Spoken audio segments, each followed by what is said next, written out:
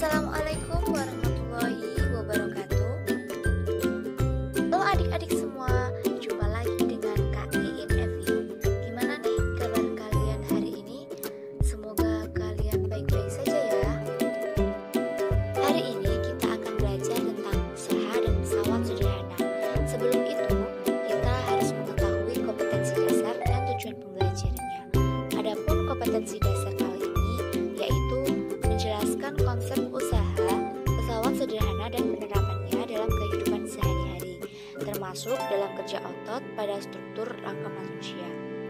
Adapun tujuan pembelajarannya yaitu yang pertama, menjelaskan konsep usaha, yang kedua, menjelaskan jenis pesawat sederhana, dan yang terakhir, dapat mengidentifikasikan serta menganalisis persoalan-persoalan dalam kehidupan sehari-hari yang berkaitan dengan usaha dan pesawat sederhana. Oke adik-adik, sebelum adik-adik menyimak video pembelajaran dari kakak kali ini, adik-adik harus berdoa terlebih dahulu ya. Kira-kira kenapa sih kita harus berdoa sebelum belajar? Ya, benar, agar kita diberi kemudahan dalam mempelajari materi pembelajaran. Selain itu, agar ilmu yang kita peroleh menjadi berkah dan juga manfaat bagi kehidupan kita setelah mempelajarinya. Ayo adik-adik, kita berdoa bersama-sama. Bismillahirrahmanirrahim. Raditu billahi rabbah wa bil islami dina wa bi muhammadin nabiyya wa rasula rabbi zidni ilma warzuqni fahma amin ya rabbal alamin. Di sini kakak akan menunjukkan tentang ayat Al-Quran yang menerangkan tentang usaha. Terkait materi tentang usaha, ini juga terdapat dalam Al-Quran, yaitu dalam Al-Quran surat Ar-Ra'd ayat 11, yang salah satu bunyinya yaitu Bismillahirrahmanirrahim. Innallaha la yughayyiru ma biqaumin hatta yughayyiru ma bi anfusihim.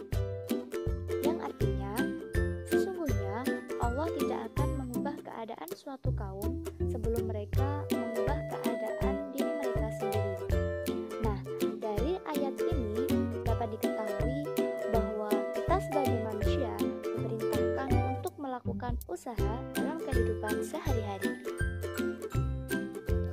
Untuk lebih memahami penjelasan tentang usaha, silakan adik-adik simak video selanjutnya. Sebelum masuk ke pembelajaran, silakan adik-adik perhatikan video berikut ini. Rosa, kamu di mana? Oscar, aku di sini. Apakah kamu berusaha mencariku? Akhirnya aku menemukanmu, tentu saja aku mencarimu. Ayo kita pulang. Terima kasih Oscar, kamu sudah mencariku. Ayo kita pulang.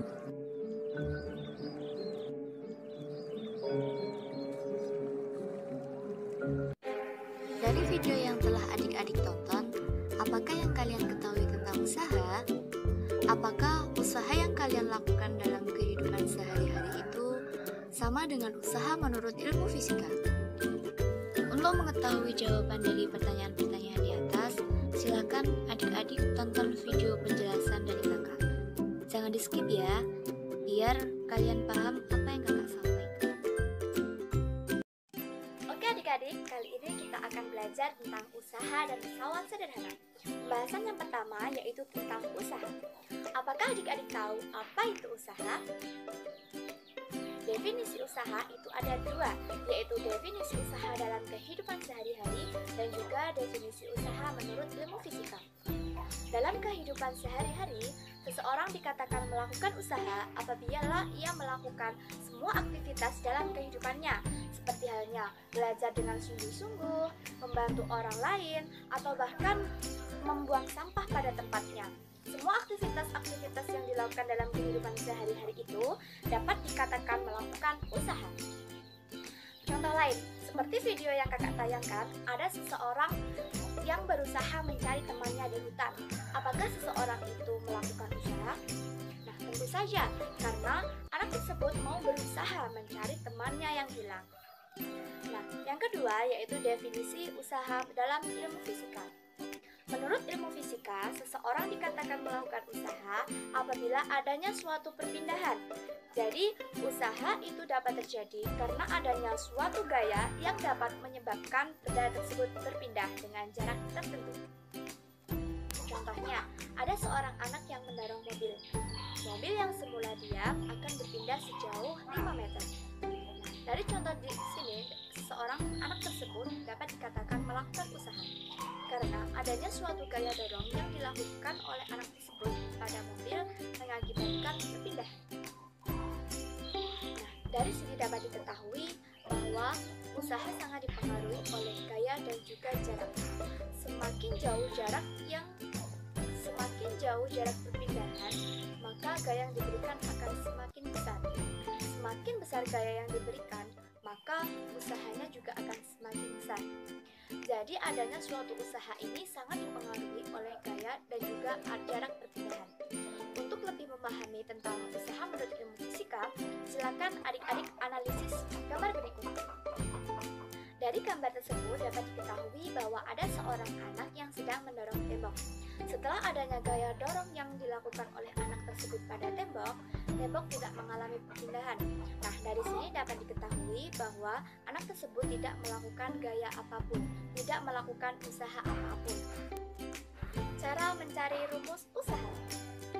Seperti yang kakak jelaskan bahwa usaha sangat dipengaruhi oleh gaya dan juga jarak perpindahan, maka dapat ditarik rumus bahwa W sama dengan F dikali S, di mana W adalah usaha dengan satuan Joule, dan F adalah gaya dengan satuan Newton, serta S adalah jarak perpindahan dengan satuan M. Selain rumus W sama dengan F dikali S, ada juga rumus cara mencari usaha dengan arah yang vertikal, yaitu usaha yang dipengaruhi oleh gaya gravitasi.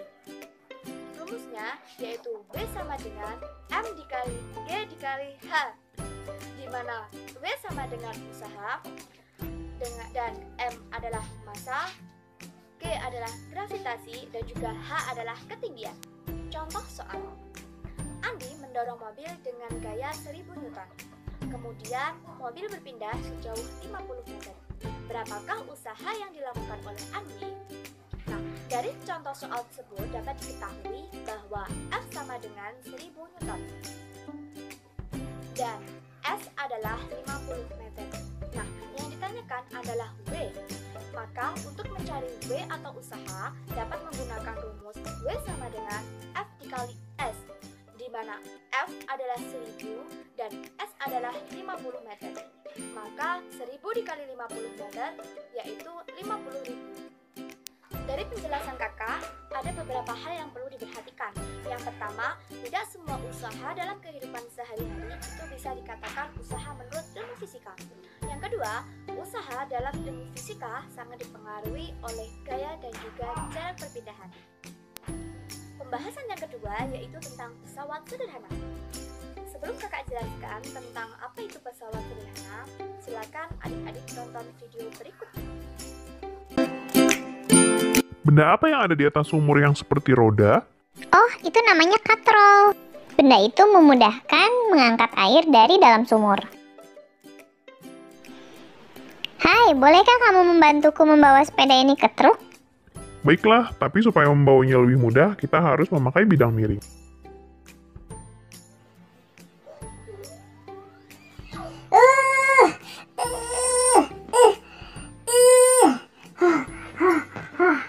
Permisi, bolehkah kamu membantuku mengangkat batu ini?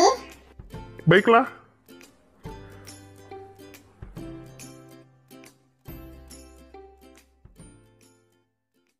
Di video yang kakak tayangkan tersebut, apakah adik-adik tahu apa itu pesawat sederhana? Oke, pesawat sederhana merupakan alat sederhana yang dibuat manusia untuk memudahkan pekerjaannya. Adapun jenis-jenis pesawat sederhana yaitu tuas atau pengungkit, katrol, dan juga bidang miring. Meskipun Meskipun alat yang dibuat oleh manusia itu berbeda-beda, namun memiliki tujuan yang sama, yaitu untuk memudahkan pekerjaan manusia. Alat yang berbeda tentunya juga memiliki cara kerja yang berbeda. Selain itu, keuntungan mekanisme pada setiap alat juga berbeda-beda. Untuk itu, mari kita pelajari satu persatu. Yang pertama ada tuas atau pengunggit. Pengunggit ini memiliki 3 titik dan 2 lengan. Adapun titik yang pertama yaitu titik beban.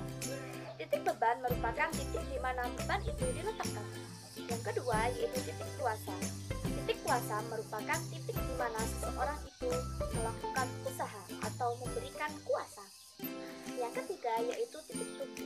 Titik tumpu merupakan titik yang terletak antara titik kuasa dan juga titik beban.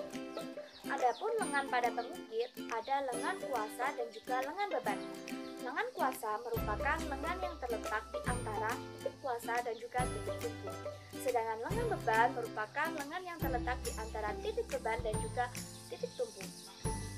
Tuas sendiri dikelompokkan menjadi 3 jenis. Adanya perbedaan jenis-jenis tuas ini disebabkan karena perbedaan pada titik-titiknya.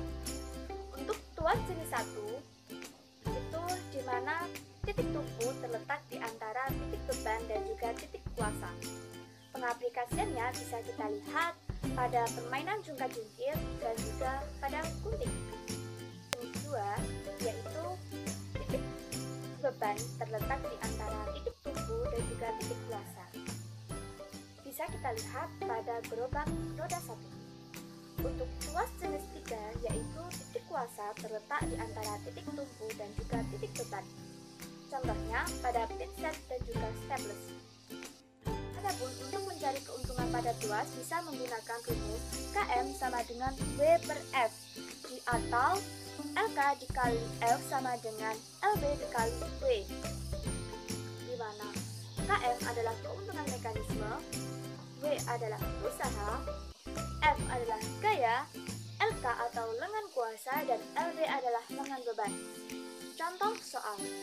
Terdapat sebuah tuas dengan lengan bebannya adalah 2 meter, lengan kuasanya 5 meter, dan gaya yang diberikan adalah 200 Newton. Berapakah keuntungan mekanisme pada tuas tersebut? Nah, dari contoh soal tersebut, kita bisa mengetahui bahwa LB adalah 2 meter, LK adalah 5 meter, F atau gaya adalah 200 Newton.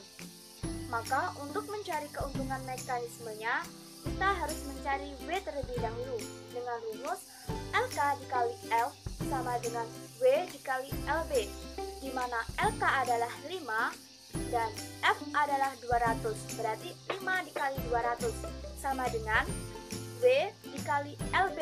LB adalah 2, berarti 1000 sama dengan W dikali 2.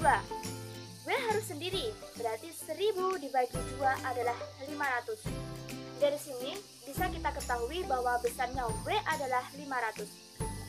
Kemudian kita masukkan ke rumus KM sama dengan W per F, di mana W sama dengan 500 dan F adalah 200.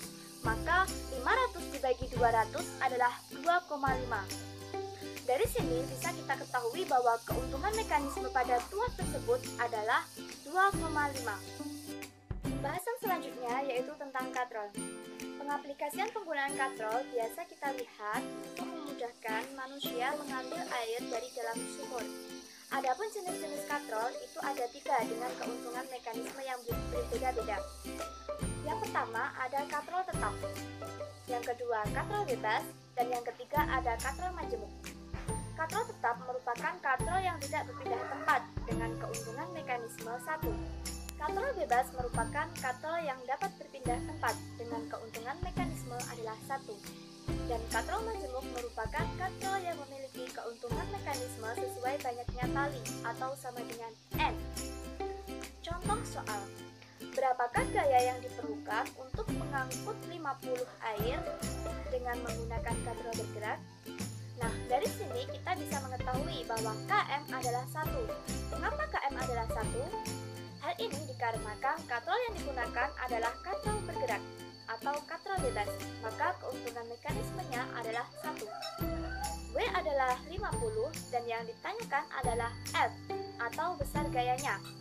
Dari sini untuk mencari F kita bisa menggunakan rumus KM sama dengan W per F, di mana KM adalah 1, W adalah 50 dan F masih ditanyakan.